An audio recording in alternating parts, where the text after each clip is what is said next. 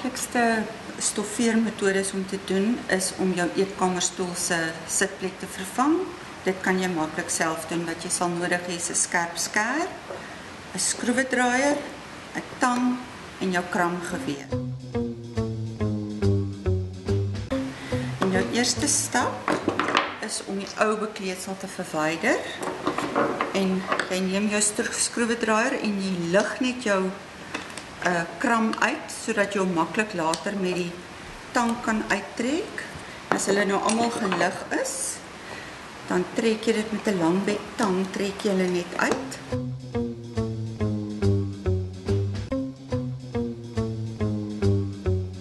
Maar dit is belangrik dat jy 'n skoon laag materiaal oorsit. Knip die stuk materiaal of skeer dit, laat dit so 3 tot 5 cm groter is as jou sitplek, laat dit gemaklik om die sitplek vou. En dan vat jy jou kramgeweer en jy begin altyd werk van die middel na buite. As jou kram 'n bietjie uitsteek, kap jy hom net 'n bietjie in met 'n hamer of jou skroewedraaier.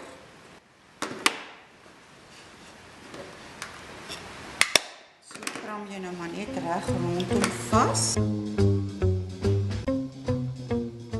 Sorg dat jou hoeke nie te dik is nie, want dan glip hy nie so maklik terug in die stoel.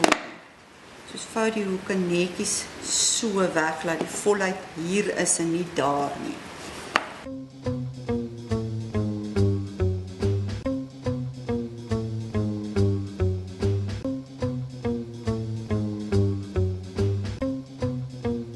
En nou knip jy jou regte bekleding. En jy sorg dat jou patroon mooi in die middel pas. As daar 'n herhaalpatroon is, keer jou kussing om en kyk dat dit in posisie is hoe dit moet wees. En knip liewer jou kussing te groot as jou boonste laag, te groot as te klein. Vou so om en dan begin jy weer ergens in die middel. Soos ons gaan nou hier op die syrand in die middel begin.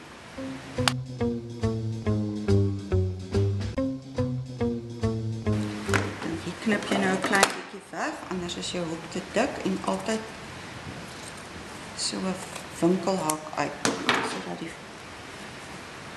hoek netjies kan vou. Omdat hierdie hoek hoër is, begin in die middel. Kram vas. Kram na die hoeke se kant.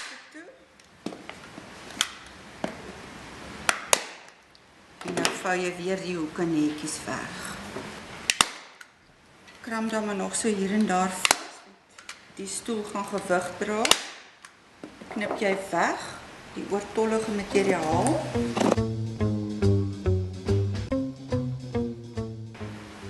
En dan om die rugkant netjies af te rond, knip jy net nog 'n stukkie ongebleikte linne of stukkie katoen. En dit kram jy ook net weer vas.